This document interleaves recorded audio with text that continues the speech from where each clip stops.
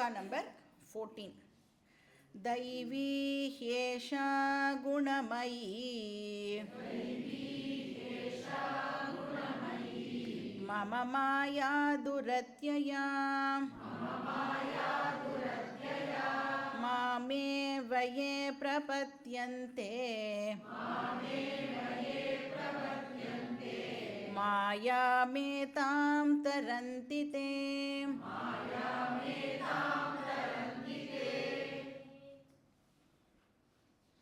So ஏஷா மாயா, மாயா அப்படின்னு புதுசாக இங்கே ஒரு வார்த்தையை இப்போ கிருஷ்ணர் வந்து யூஸ் பண்ணுறார்.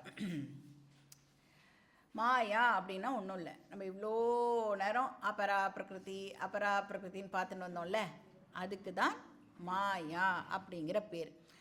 ஸோ இப்போ நம்ம வந்து இடத்துக்கு தகுந்த மாதிரி, கான்டெக்ஸ்ட்டுக்கு தகுந்த மாதிரி வார்த்தைகளுடைய பிரயோகமும் ஜென்ரலாக இருக்கும். இப்போ மாயா அப்படின்னு சொன்னால் எது ஒன்று இல்லையோ அதுக்கு பேர் மாயா. அப்படின்னா என்ன அர்த்தம்? எது ஒன்று இல்லையோ அப்படின்னா என்ன அர்த்தம்? எது ஒன்று உண்மையாக இல்லையோ, எது ஒன்று வேற ஒன்றுத்தை டிபெண்ட் பண்ணுறதோ தான் இருக்கிறதுக்கு, அதுக்கு பேர் மாயா. அப்போ நாம் பார்த்தோம் அபரா பிரகிருத்தியை வந்து மித்யா அப்படின்னு பார்த்தோம் இல்லையா, அதுக்கு இண்டிபெண்ட் எக்ஸிஸ்டன்ஸ் கிடையாதுன்னு பார்த்தோம். அதனால அந்த அந்த வார்த்தையை குறிக்கிறதுக்காக இந்த இடத்துல மாயா அப்படின்னு கிருஷ்ணர் வந்து இங்கே யூஸ் பண்ணுறார். ஸோ மாயா அப்படின்னு சொன்னால் அது எப்படி இருக்கும்னா சகுணம், சவிகாரம், சவிகல்பகம் என்னெல்லாம் அந்த பக்கம் போட்டுட்டோமோ அதெல்லாம் மாயாக்கும் நாம் வந்து போடலாம். ஸோ அபரா பிரகிருதி இஸ் ஈக்குவல் டு மாயா.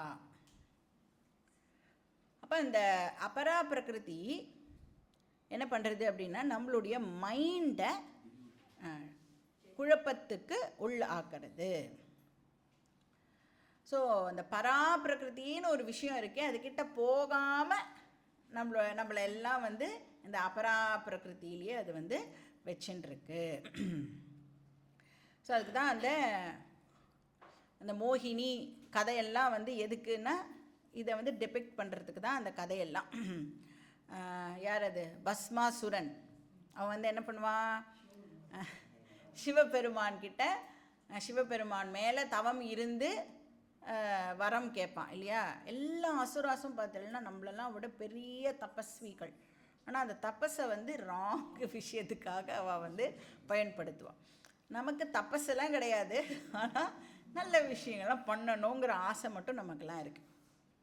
இப்போ இந்த பஸ்மாசுரன் என்ன பண்ணுறான் அப்படின்னா, அவனுக்கும் ஆஸ் யூஷுவல் எல்லாருக்குமே வந்து நான் சாகாமல் இருக்கணும், இல்லைன்னா நான் வந்து இப்படி பண்ணேன்னா அவன் செத்து போயிடணும், அந்த மாதிரி அசுரர்கள்லாம் அந்த மாதிரி தான் எதாவது வரம் கேட்பான் இல்லையா. அப்போது சிவன்கிட்ட வந்து என்ன வரம் கேட்குறான் பஸ்மாசுரன், நான் யார் தலையில் கை வைக்கிறேனோ அவன் வந்து இமீடியட்டாக பஸ்பம் ஆகிடணும் அப்படின்னு அவன் கேட்குறான். உடனே சிவனும் வந்து என்ன சொல்லுவார், ஆசுதோஷா அப்படின்னு பேர் சிவனுக்கு. அப்படின்னா கருணாமூர்த்தி, நீ என்ன வேணும்னு கேட்டு அழறியோ பகவான் இமீடியட்டாக நமக்கு கொடுத்துருவார். ஸோ அவன் வந்து இவ்வளோ வருஷமாக தவம் இருந்திருக்கான், கேட்ட உடனே அப்படி இலகிடுறது சிவனுக்கு மனசு, எடுத்துக்கோ அப்படின்னு சொல்கிறார். உடனே அவன் என்ன பண்ணுறான், இப்போ வேலை பண்ணுமா பண்ணாதான்னு டெஸ்ட் பண்ணணுமே, யூஏடி பண்ணணுங்கிறான் அவன். எங்கே பண்ணி பார்க்குறது அதை அப்படின்னா, அதை லைவாக ப்ரொடக்ஷனுக்கு முன்னாடி டெஸ்ட்லாம் பண்ணுவா தெரியுமா, அதை வந்து நானே எங்கே பண்ணுறது அப்படின்னு சிவன்கிட்டேயும் உங்கள் தலையிலேயே நான் வந்து கை வைக்கட்டமா அப்படின்னு கேட்குறான். அதான் நம்மளும் சொல்லுவோம்ல, கடைசியில் என் தலையிலேயே கை வைக்கிறப்பா நீ அப்படின்னா இதுலேருந்து தான் அதெல்லாம் வந்திருக்கு. அப்போது உடனே சிவன் என்ன பண்ணுவார், உடனே விஷ்ணு கிட்ட ஓடி போகிறார். விஷ்ணு வந்து இப்போ நான் காப்பாற்றுறேன் அப்படின்னு சொல்லி, அதுக்கு தான் அந்த மோகினி வேஷம். வாட் இஸ் மோகினி? அபரா பிரகிருதி, மாயா. சிவன் வந்து பரா பிரகிருதி அந்த இடத்துல. அதனால் விஷ்ணு வந்து டிஸ்ட்ராக்ட் பண்ணுறார், அபரா பிரகிருதி வச்சு அது பக்கம் போகணும். ஏன்னா சிவன் அவன் மறந்தாகணுமே, இல்லைன்னா சிவன் திரும்பி நான் தலையில் கை வைப்பேன்னு போவான் இல்லையா. அதனால அவர் வந்து அபரா பிரகிருதியை வந்து யூஸ் பண்ணி டிஸ்ட்ராக்ட் பண்ண வைக்கிறார். அப்போ மோகினி அப்படின்னு சொன்னால் என்ன அர்த்தம் அப்படின்னா varieties of forms. Attractive forms வந்து அவைலபிளாக இருக்கும். நேம் அண்ட் ஃபார்ம், அதுதான் மாயா ஆர் அப்பரா பிரகிருதி. ஸோ அதனால் இங்கே என்ன சொல்கிறார், தைவி அப்படின்னு சொன்னால் இந்த இடத்துல வந்து தேவஸ்ய அப்படின்னா பகவானுடைய பகவானுடைய பராப்பிரகிருதி அப்படின்னு அர்த்தம். அப்போ மாயா அப்படிங்கிறது வந்து பகவானுடைய பராப்பிரகிருதியோடது தான் அது அப்படிங்கிறத இங்கே பகவான் வந்து சொல்கிறார். என்னோட மாயா அப்படின்னு சொல்கிறார். ஏஷா குணமயி மாயா. ஏஷா அப்படின்னு சொன்னால் இந்த மாயா அப்படின்னு சொல்கிறார். இந்த மாயா அப்படின்னா இப்போ தான் நான் 12வது ஸ்லோகத்துலேயும் 13வது ஸ்லோகத்துலேயும் உனக்கு எக்ஸ்பிளைன் பண்ணேன்ல, அந்த அபரா பிரகிருதி பற்றி சொன்னேனே, அந்த மாயா அப்படின்னு நீங்கள் சொல்கிறார். குணமயி அப்படின்னா அந்த 3 குணங்கள் இருக்கு இல்லையா, அதை தான் இந்த இடத்துல வந்து ரெஃபர் பண்ணுறார். துரத்தியா. துரத்தியா அப்படின்னு சொன்னால் டிஃபிகல்ட். மாயாவை கிராஸ் ஓவர் பண்ணுறது ரொம்ப ரொம்ப டிஃபிகல்ட். ஆர் அபரா பிரகிருதியிலேருந்து நம்மளுடைய டிஸ்ட்ராக்ஷனை வித்ரா பண்ணுறது ரொம்ப ரொம்ப டிஃபிகல்ட். நம்மளுடைய மனசுனால் அதுக்கிட்டேருந்து ஈஸியாக தப்பிக்க முடியாது. ஸோ துரத்தியா அப்படின்னு சொன்னால் டிஃபிகல்ட், ரொம்ப கஷ்டம்.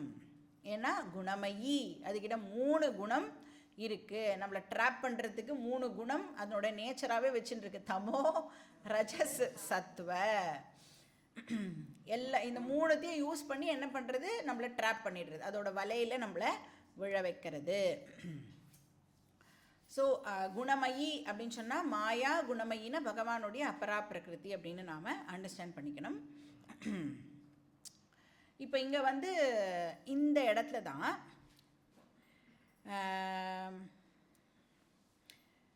மாமேவையே பிரபத்தியந்தே அப்படின்னு ஒரு வார்த்தை வருது இல்லையா. இதை வந்து இந்த மாயாவை கிராஸ் ஓவர் பண்ணணும் அப்படின்னு சொன்னால் பிரபத்தியந்தேன்னா என்ன அர்த்தம், சரணாகத்தின்னு அர்த்தம். மாம் ஏவ பிரபத்தியந்தே அப்படின்னு பகவான் இங்கே சொல்கிறார். இப்போ யார் இதெல்லாம் சொல்லிட்டு இருக்கிறது, கிருஷ்ணர் சொல்கிறார். மாம் ஏவ அப்படின்னா என்ன, இப்போ கிருஷ்ணர் சொல்கிறாருன்னா மாம் ஏவன்னு என்ன ஆகிடும், அர்த்தம் ஆகிடும், கிருஷ்ணரை நாம் சரணாகதி பண்ணினோன்னா மாயாவை நம்மளால், அதாவது சம்சாரத்தை நம்மளால் கடக்க முடியும். அப்போ இந்த இடத்த அப்படியே லிட்ரலாக ஒரு மீனிங் எடுத்துட்டு ஒரு குரூப் இதனால தான் ஃபார்ம் ஆச்சு, இஸ்கான். கிருஷ்ணா கான்ஷியஸ்னஸ்.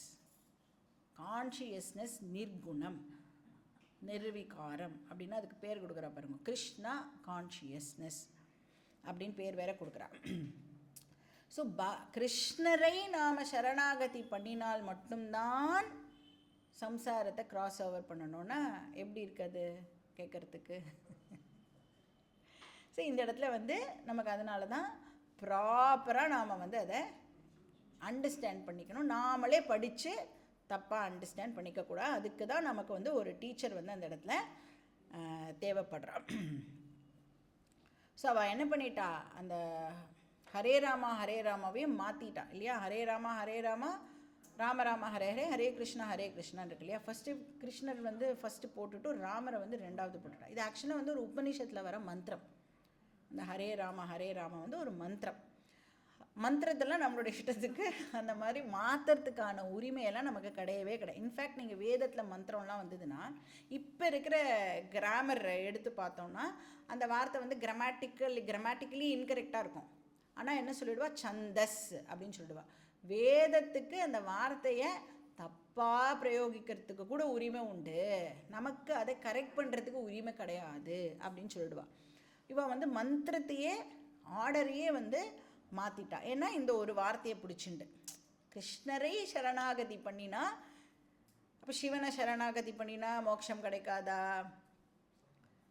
யாரை வந்து நம்ம சரணாகதி பண்ணினா, நம்மளுக்குன்னு ஒரு இஷ்ட தேவதா இருப்பா இல்லை, யாரை நீங்கள் சரணாகதி பண்ணினாலும் நம்ம அண்டர்ஸ்டாண்ட் பண்ணிக்க வேண்டியது அந்த எந்த தேவதாவோ அவளுடைய பராப்பிரகிருதியை நாம் ப்ராப்பராக அண்டர்ஸ்டாண்ட் பண்ணிக்கணும். அபரா பிரகிருதி பார்ட்டு தான் ஒரு தேவதாக்கும் சேஞ்ச் ஆக போகிறது. பட் பராப்பிரகிருதி is one and the same. எல்லாருக்கும் பராபிரகிருதி சேம். அதனால அதை தான் நாம் வந்து தெரிஞ்சுக்க போகிறோம். ஸோ மாம் ஏவ அப்படின்னா என்னுடைய பராபிரகிருத்தியை நீ வந்து அண்டர்ஸ்டாண்ட் பண்ணிண்டால் மாம் பிரபத்தியந்தே அப்படின்னு சொல்கிறார். ஸோ என்னை வந்து நீனு சரணாகதி பண்ணு, சரண்டர் பண்ணு. ஸோ இந்த இடத்துல பிரபத்தியந்தே அப்படிங்கிற வார்த்தைக்கு சங்கரர் பாஷ்யம் எழுதும் பொழுது என்ன சொல்கிறாருன்னா நாலெட்ஜுன்னு சொல்கிறார். அந்த இடத்துல ஞானம் அப்படின்னு சொல்கிறார்.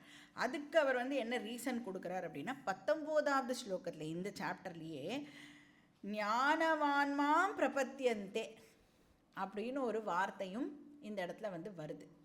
ஸோ ஞானம் அப்படின்னே வந்து சங்கரர் அதை சொல்கிறார். பிரபத்தி அப்படின்னா நம்ம சும்மா அப்படியே வந்து பக்தி பண்ணுறது இல்லை, என்னுடைய பராபிரகிருத்தியை அண்டர்ஸ்டாண்ட் பண்ணிக்கிறது அப்படின்னு சொல்கிறார். என்னுடைய பராபிரகிருத்தியை அண்டர்ஸ்டாண்ட் பண்ணிட்டால் மட்டும்தான் உன்னால் என்ன பண்ண முடியும், மாயாம் ஏதாம் தரந்திதே. மாயானா இந்த இடத்துல இப்போ சம்சாரா அப்படின்னு போட்டுக்கணும். ஏன்னா அந்த மாயா தானே நம்மளை வந்து டிஸ்ட்ராக்ட் பண்ணி வச்சுட்டு இருக்கான். அதனால தானே நம்ம சம்சாரத்தில் வந்து இப்போ கஷ்டப்படுறோம். இப்போ அந்த சம்சாராவை நாம் கிராஸ் ஓவர் பண்ணணும். என்னால் சம்சார பவசாகரம் அப்படின்லாம் சொல்லுவா இல்லையா, சம்சார சாகரத்தை நாம் கடக்கணும் அப்படின்னு சொன்னால் பகவானுடைய பராபிரகிருத்தியை நாம் தெரிஞ்சின்றால் மட்டுமே அது முடியும். இப்போ பகவானை பற்றி தெரிஞ்சுக்கிறதுக்கு நாம் இப்போது முயற்சி பண்ணணும். ஸோ அதுதான் பக்தி. பிரபத்தி அப்படின்னா பக்தி அப்படின்னும் வந்து நாம் வந்து அதை டிரான்ஸ்லேட் பண்ணலாம். இப்போ பக்தி அப்படின்னு சொல்லும்பொழுது அகெயின் டிஃப்ரெண்ட் ஸ்டேஜஸ் ஆஃப் பக்தி இருக்குது. இப்போ இந்த இடத்துல எந்த ஸ்டேஜ் ஆஃப் பக்தி அப்படிங்கிறதையும் நாம் வந்து கரெக்டாக அண்டர்ஸ்டாண்ட் பண்ணிக்கணும். ஸோ இனிஷியல் பக்தி எல்லாருக்கும் எப்படி இருக்கும் அப்படின்னா, நான் பகவானே இது வேணும் அது வேணும், எனக்கு வந்து இதை கொடு அதை கொடு, என்கிட்ட இது இல்லை அப்படின்னா எல்லோரும் மெட்டீரியல் பர்பஸுக்காக தான் பகவானை யூஸ் பண்ணுவோம். அப்போது பகவானை நான் மீன்ஸாக யூஸ் பண்ணுவேன். அப்புறம் வேர்ல்டுலி விஷயங்கள் என்னுடைய எண்டாக இருக்கும், கோலாக இருக்கும் இல்லையா. பகவான் வந்து வழியாக இருப்பார், அவர் மூலமாக நான் உலக விஷயங்களை அடைவேன். இதுதான் எல்லோரும் ஃபஸ்ட்டு லெவலில் பண்ணுற பக்தி. இதுக்கு பேர் மந்த பக்தின்னு பேர், லோ லெவல். ரெண்டாவது கொஞ்சம் மெச்சூரிட்டி நம்மளுக்கு வந்துடுது அப்படின்னு சொன்னால் மந்த பக்தியிலேருந்து நாம் கொஞ்சம் கிராஜுவேட் ஆகி மத்தியம பக்திக்கு வருவோம். இது வந்து என்னுடைய கோல் வேர்ல்டுலி விஷயங்களாக இருக்காது, ஆனால் பகவானை அடையிறதே என்னுடைய எண்டாக இருக்கும். அப்போ நான் இப்போ எதை யூஸ் பண்ணி பகவானை அடைவேன், வேர்ல்டுலி விஷயங்களை யூஸ் பண்ணி பகவானை இப்போ அடைவேன். அதனால தான் சொல்கிறோம் இல்லையா, தர்ம அர்த்த காம இதை மூணுத்தையும் யூஸ் பண்ணி மோட்சத்தை நாம் அடையணும், பகவானை அடையணும். அப்போ பகவான் வந்து ரெண்டாவது ஸ்டேஜில் வந்து என்னுடைய டெஸ்டினேஷனாக ஆயிடுறேன். ஏன்னா எனக்கு வந்து மற்ற அபரா பிரகிருதியோட லிமிட்டேஷன் எனக்கு தெரிஞ்சிடுறது, அது வந்து இம்பர்மனெண்ட் அனித்யம் அப்படின்னு எனக்கு புரிஞ்சிடுறது. இது ரெண்டாவது மத்தியம பக்தி.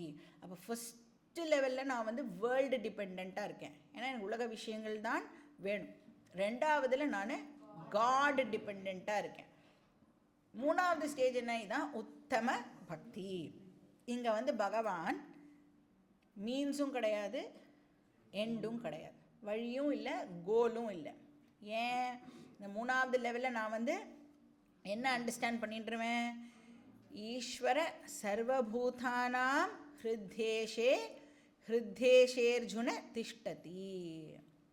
நான் தான் அந்த பராபிரகிருதி அப்படிங்கிற அண்டர்ஸ்டாண்டிங் எனக்கு ஏற்பட்டுடும். அதனால் இது வந்து உத்தம பக்தி, மூணாவது லெவல். ஸோ அதை பற்றி தான் பகவான் வந்து அதனோட ஸ்டேஜஸ் ஆஃப் பக்தியை பற்றி பின்னாடி வர ஸ்லோகங்கள்லாம் சொல்ல போகிறார். ஸோ தரந்தி மாயாம் ஏதாம் தரந்திதே, மாயாவை நான் கிராஸ் ஓவர் பண்ணுறேன் அப்படின்னா என்னென்னு எடுத்துக்கணும், சம்சார பந்தனாத் முச்சியந்தே, சம்சாரத்திலிருந்து எனக்கு விடுதலை கிடைக்கிறது அப்படின்னு அதை நாம் அண்டர்ஸ்டாண்ட் பண்ணி